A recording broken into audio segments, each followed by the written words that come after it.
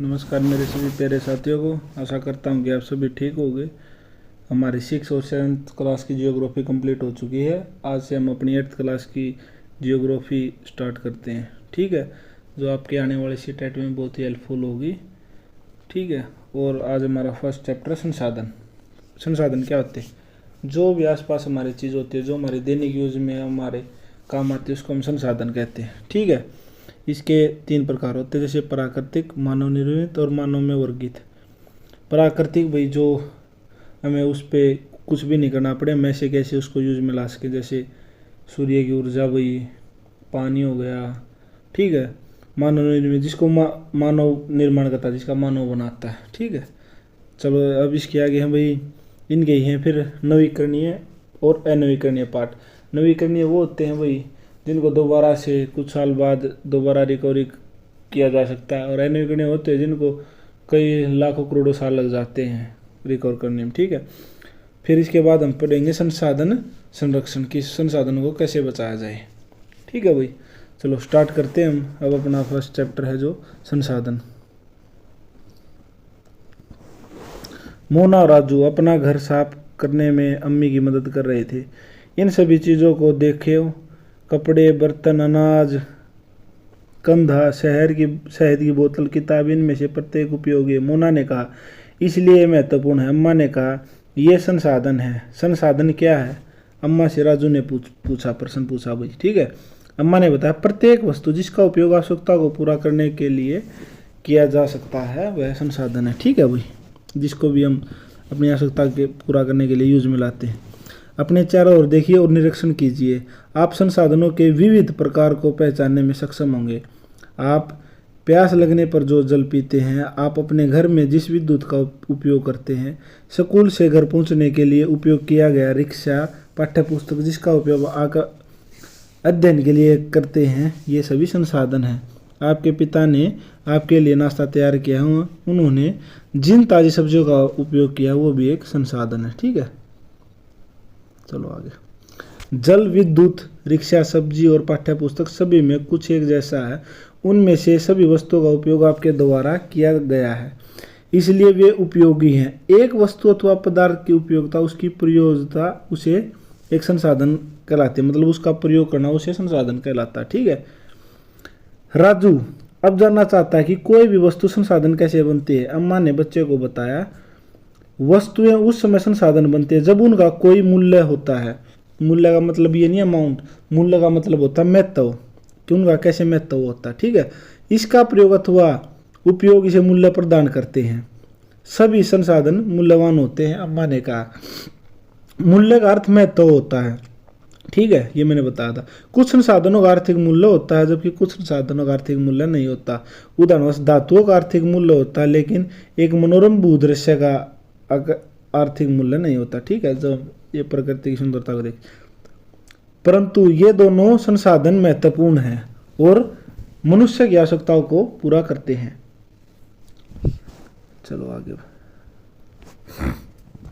कुछ संसाधन समय के साथ आर्थिक रूप से मूल्यवान हो सकते हैं। आपकी दादी के घरेलू नुस्खों का आज कोई वाणिज्य मूल्य नहीं है। ठीक है, लेकिन यदि वे पेटेंट करने के उपरांत मेडिकल फर्म द्वारा बेचे जाते तब वे आर्थिक रूप से मूल्यवान होते हैं। इनका कहने का मतलब ये है भी, कोई भी फार्मा कंपनी या कोई फर्म की कंपनी उनको बेचती तो उनका मूल्य होता है, और जो अपने देसी नुस्खे हैं उनका कोई मूल्य नहीं है। ठीक है, तो पेटेंट इसे बोलते हैं। ये भी क्वेश्चन पिछली बार निष्कर्ष टाइम में पूछा गया था, कृपया करके आप इसको भी पढ़ लें। प्रौद्योगिकी क्या होता है भाई? जो भी अपनी फैक्ट्रियाँ होती हैं। ठीक है, किसी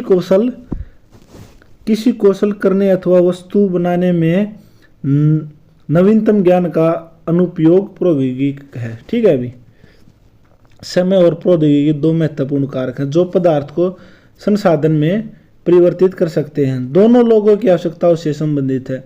लोग स्वयं ही सबसे महत्वपूर्ण संसाधन है। ये लोगों के विचार, ज्ञान, आविष्कार और खोज ही है। ठीक है, ठीक है भाई।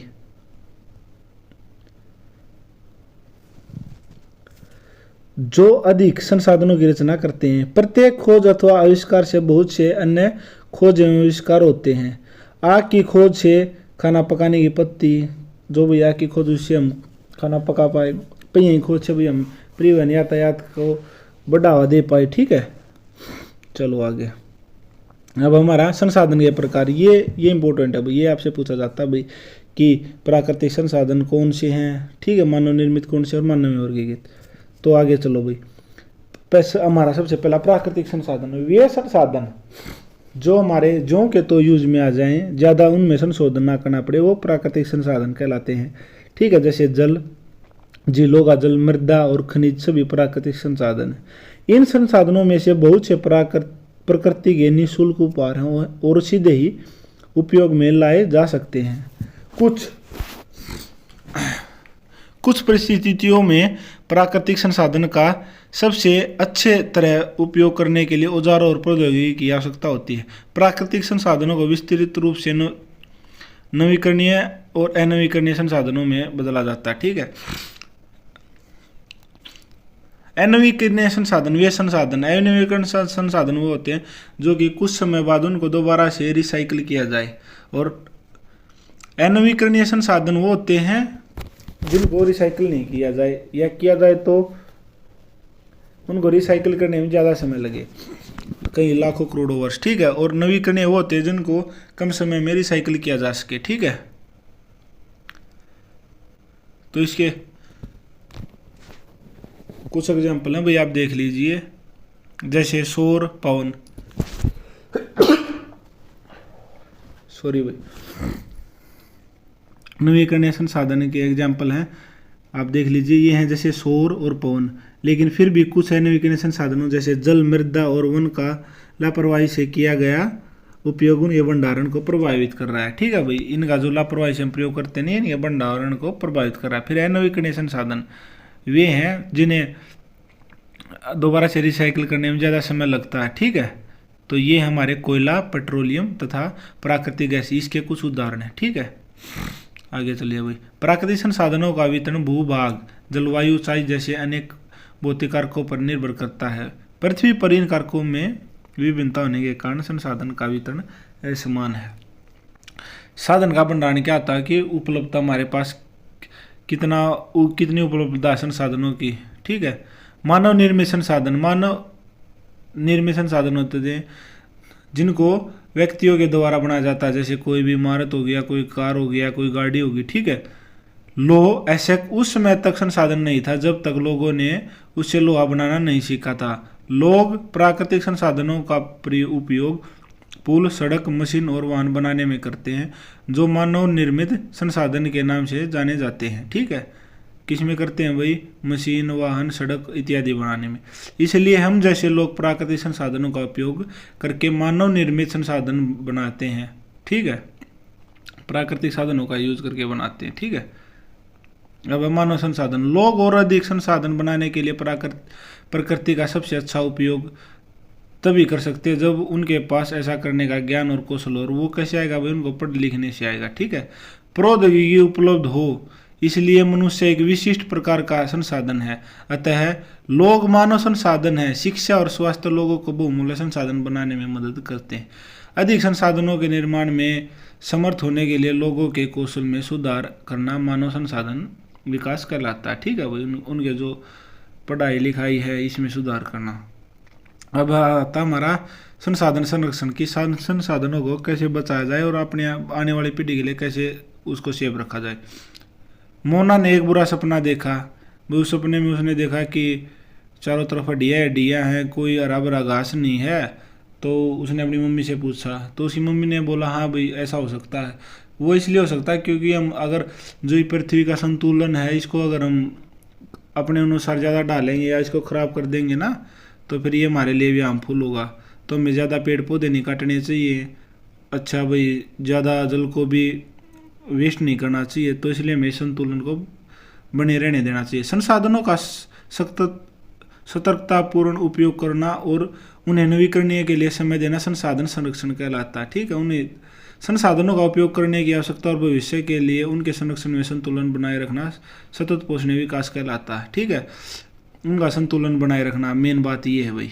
सतत पोषणीय विकास संसाधनों का सावधानीपूर्ण उपयोग, ताकि न केवल वर्तमान पीढ़ी की अपितु भावी पीढ़ियों को भी हम इसको आराम से यूज में ला सकें। ठीक है, तो इसलिए हमें इसका रखना चाहिए भाई। सतत पोषणीय विकास के कुछ सिद्धांत: जीवन के सभी रूपों का आदर और देखभाल, मानव जीवन की गुणवत्ता को बढ़ाना, पृथ्वी की जीवन शक्ति और विविधता का संरक्षण करना, प्राकृतिक संसाधनों के हंस को कम से कम करना, पर्यावरण के प्रति व्यक्तिगत व्यवहार और अभ्यास में परिवर्तन, समुदायों को अपने पर्यावरण की देखभाल करने योग्य बनाना। ठीक है, कि भाई अपने पर्यावरण की देख रेख रखे, पेड़ ज़्यादा से ज़्यादा पेड़ पौधे लगाए, पेड़ पौधों को कम काटे, भाई कागज़ का उपयोग कम करें और उसको यूज हो जाए रिसाइकल करें, मतलब ज़्यादा कम से कम वाटर का प्रयोग करें, उसको आने वाली पीढ़ी के लिए बचा के रखें। ठीक है, चलो अब आगे। हमारी पृथ्वी और इस पर निवास करने वाले लोगों का भविष्य पेड़ पौधों और परितंत्र की सुरक्षा और संरक्षण से जुड़ा हुआ है। सभी नवीकरणीय संसाधनों के उपयोग सतत पोषणीय है।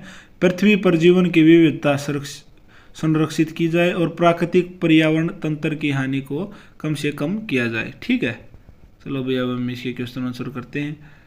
मेन बात ये है, जो हमारी पृथ्वी का साइकिल है उसको वैसे ही चलते रहना चाहिए, उसके साथ ज़्यादा छेड़खानी नहीं करनी चाहिए, जिससे वो हमारी आने वाली पीढ़ी पे हार्मफुल हो।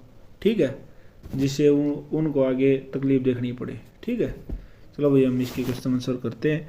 निम्नलिखित में से कौन सा संसाधन को निर्धारित नहीं करता? तो उसकी मात्रा नहीं करती भाई, उपयोगिता भी करती है कि वो कितना उपयोगी और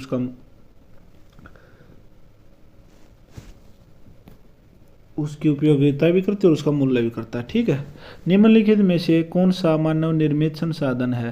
भाई जो कैंसर उपचार की औषधि है वो मानव निर्मित संसाधन है, और झरने का जल नहीं है, उष्णकटिबंधीय वन है, वो मानव निर्मित नहीं है। ठीक है, कथन पूरा कीजिए। अनवीकरणीय संसाधनों के जो अनवीकरणीय संसाधन उनके सीमित भंडार, और जो नवीकरणीय संसाधन है उनके असीमित भंडार है, लेकिन हम उनको ज़्यादा यूज कर रहे हैं तो वो भी खत्म होने की कगार पे आ जाएंगे। ठीक है, तो इस प्रकार से हमारा जो आज का 8th क्लास का फर्स्ट चैप्टर वो कंप्लीट होता है। ठीक है, तो जो इसकी समरी और नोट्स है वो हम अपने टेलीग्राम चैनल पे प्रिपरेशन विद मी पे डाल देंगे, आप उधर से कवर अप कर लीजिए। ठीक है, कल हम इसका सेकंड चैप्टर करेंगे, उसके बाद हम अपनी 6th 7th 8th की पॉलिटी करेंगे, उसके बाद हिस्ट्री करेंगे। ठीक है, चलो ओके भाई, थैंक यू, धन्यवाद।